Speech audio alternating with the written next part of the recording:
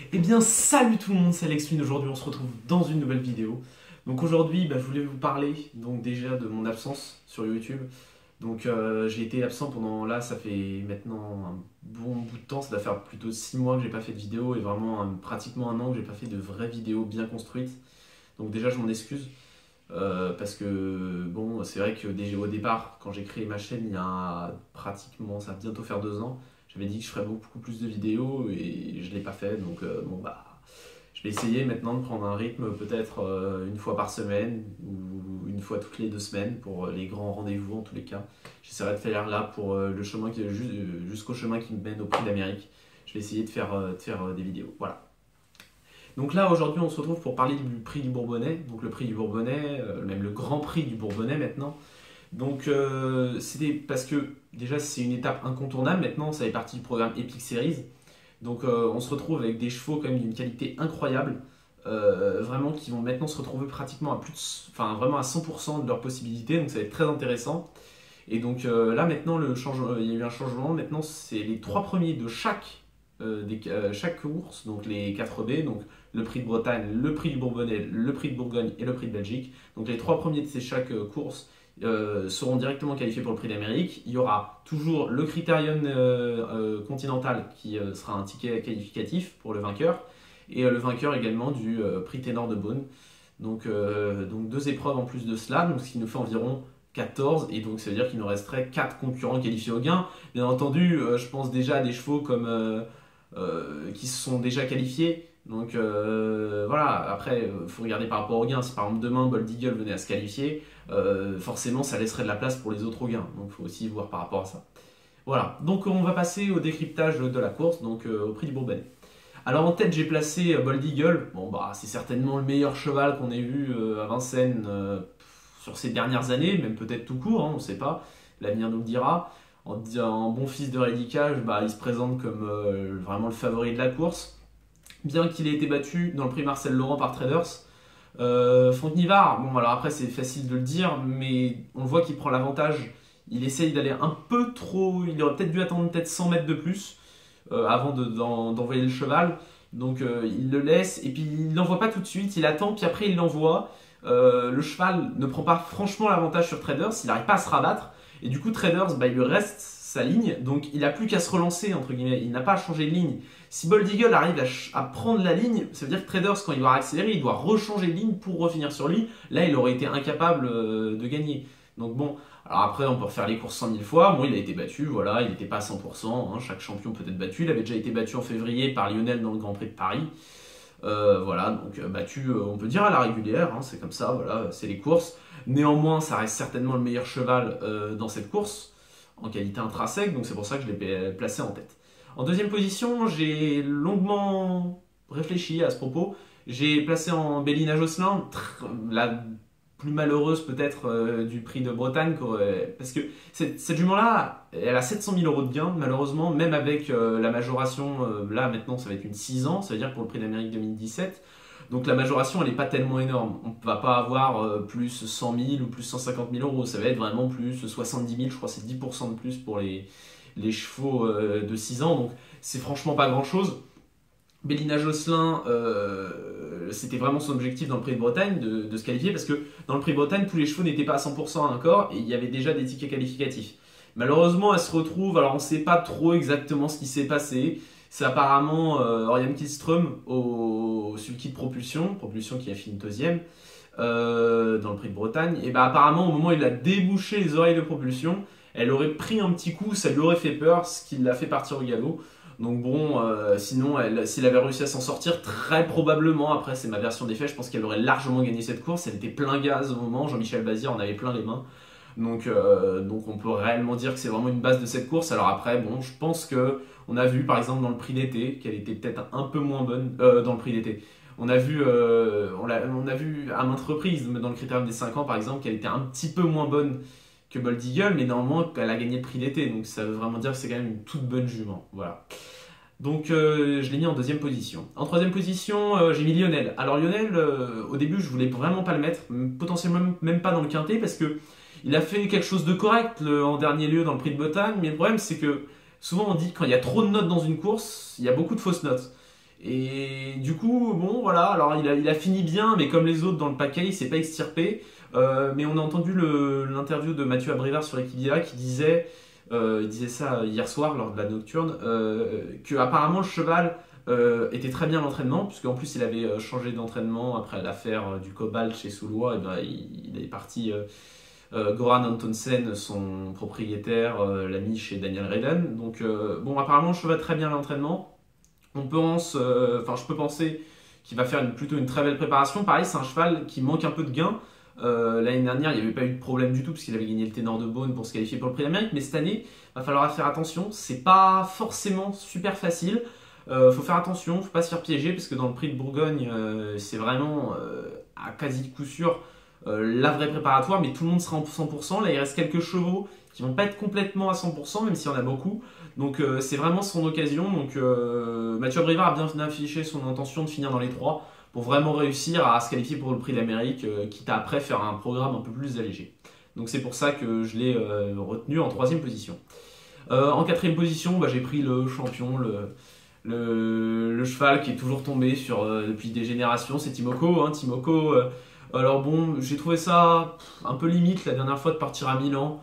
Tout ça pour potentiellement, s'il avait gagné la course, il aurait battu le record de gains de Redicage. Bon, je pense qu'ils avaient le temps, ils ont encore toute une saison à faire.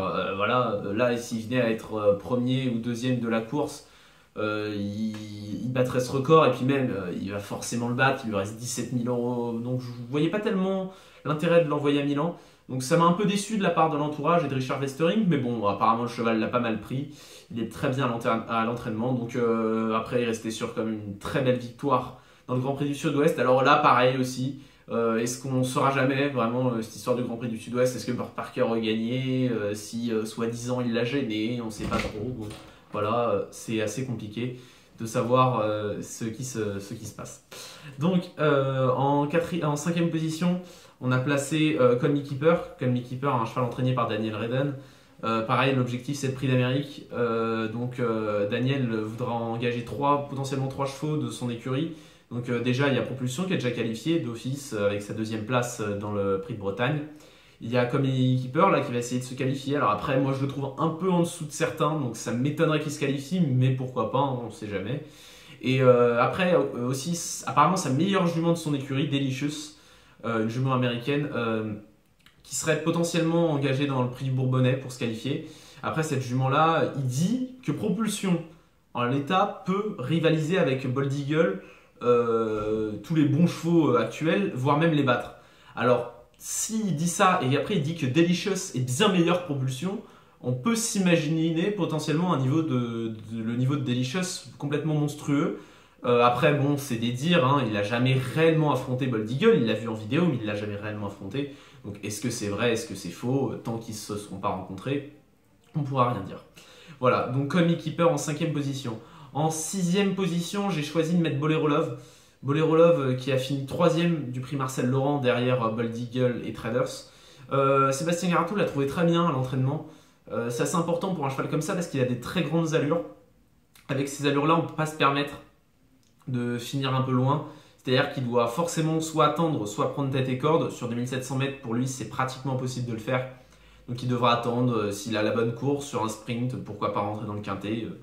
On ne sait jamais avec des chevaux comme ça, c'est de très bons chevaux. N'oublions pas quand même que dans le prix de l'Étoile, il rendait 50 mètres dans le prix de l'Étoile, il rendait 50 mètres à Django Gorif. Il les a rendus très bien en battant le record de la distance, donc c'était très bien. Très bon cheval, Bolero Love. Donc surtout à suivre, vraiment lui sera vraiment à suivre dans le prix de Bourgogne s'il y participe.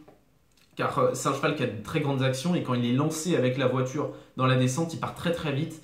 Et là, il pourra trouver une réelle bonne place. Donc vraiment à suivre dans le prix de Bourgogne, mais déjà à suivre dans le prix de Bourbonnais si il arrive à avoir une bonne course. Après, j'ai quand même choisi de mettre Burt Parker. Burt Parker, je trouve que... Alors, souvent on dit le cheval, pas forcément, jamais un peu en rendez-vous. C'est vrai que moi, je le trouve jamais au rendez-vous dans les grands rendez-vous. Donc c'est pareil, c'est un cheval qui a énormément de qualité, mais là apparemment aussi on prépare le prix de Cornulier. Donc quel est l'objectif? Le prix d'Amérique, le prix de Cornulier, on ne sait pas tellement. Apparemment il vise vraiment ce prix de Cornulier, donc ça peut être un challenge intéressant avec un cheval comme ça qui a quand même gagné le groupe 1 groupant en montée, donc ça peut être très intéressant comme challenge. Après, il faudra voir. Je pense que Burt Parker sur une course à 17 partants, ça va être compliqué. Je le vois pas réellement. Bon, je l'ai quand même retenu parce que c'est quand même un des tout meilleurs chevaux en termes de classe dans le lot, donc on l'a quand même retenu dans cette course. Après, j'ai choisi de mettre Voltigeur de Myrthe. Voltigeur de Myrthe, donc, qui a par Bélina Josselin, il a été gêné dans la dernière course dans le Prix de Bretagne. Donc c'est relativement dommageable. Après, bon, forcément, du coup, on dit il a été gêné, il n'a pas fait sa course. Par contre, au moment où il fait la faute, du coup, puisqu'il est gêné, est-ce que réellement il a des ressources? Oui, mais un peu comme tous les chevaux dans cette course-là. Donc ça m'a un peu gêné à ce moment-là. J'ai pas réellement su quoi faire avec ce cheval-là. Est-ce que je le mets, est-ce que je le mets pas? Pareil, sur sa vraie valeur, c'est un cheval qui peut se placer dans une course, hein, c'est difficile de l'enlever. Et après, voilà, moi j'aurais mon petit regret. Mon petit regret, c'est Amiral Sacha. Mais Amiral Sacha, apparemment, n'est pas forcément encore à 100%. Et il sera mieux pour moi dans le Prix de Bourgogne aussi. Cette année, c'est un peu différent des autres années. À l'époque, ce qu'on faisait, c'est que tout le monde prenait un peu de haut en fait ces courses-là, le Prix de Bretagne, le Prix du Bourbonnais, c'était pas vraiment des objectifs. Et on arrive vraiment à fond sur le Prix de Bourgogne, on lâchait les chevaux dans le Prix de Bourgogne, puis alors après, voilà, on est resté tranquille jusqu'au Prix d'Amérique. Maintenant, puisque les 4 B sont qualificatives, c'est pas forcément la baie la plus facile à gagner, le Prix de Bourgogne, de 1100 mètres au slow start, c'est quand même très difficile, c'est un peu aléatoire aussi. Donc maintenant, il y a des vrais enjeux, donc c'est pour ça aussi que même Amiral Sacha, s'il vise cette course, il peut la gagner parce que tous ces chevaux qui avant l'auraient visé, maintenant ne la visent pas forcément, pas plus qu'une autre. Donc je pense qu'il aura sa chance dans cette course-là, mais bon, pour le Prix de Bourbonnais, c'est quand même un petit regret.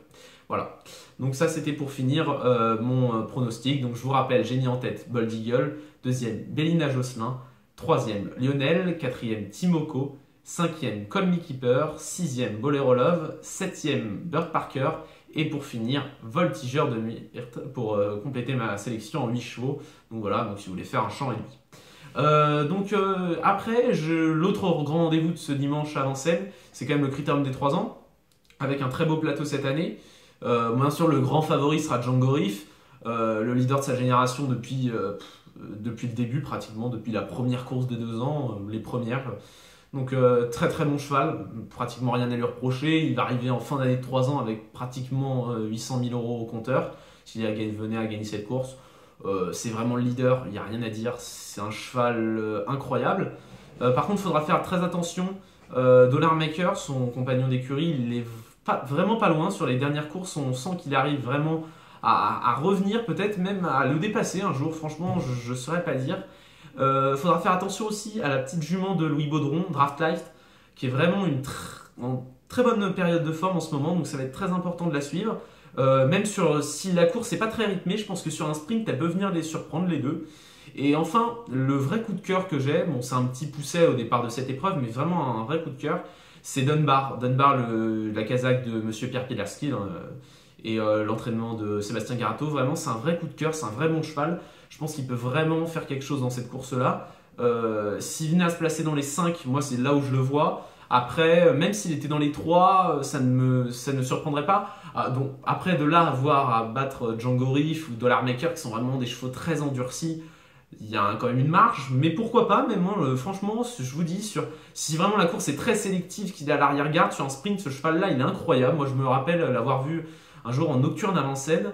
Il avait eu 100 mètres pour s'exprimer. Il était entre deux chevaux qui se faisaient. Il y a eu un trou à un moment. Il s'est décalé et sur 100 mètres, il est venu les ajuster. Alors certes, le chrono n'était pas exceptionnel ce jour-là, mais l'impression visuelle était vraiment au rendez-vous. Donc c'est vraiment un cheval que j'affectionne particulièrement. Donc d'ailleurs, ce sera potentiellement mon conseil de jeu. Voilà, dans cette course pour un multi, si vous voulez l'inclure, voire même dans un simple placé. Je pense qu'il peut vraiment se placer dans les 3, ce cheval-là. Et au dire de Sébastien Garato, d'ailleurs, oui, je crois qu'il a dit que dans les 4, ça ne le surprendrait pas. Donc c'est vraiment un très bon cheval, il faudra vraiment faire très attention à lui dans ce critérium des 3 ans. Voilà, donc c'est la fin de cette vidéo. Donc je vous remercie.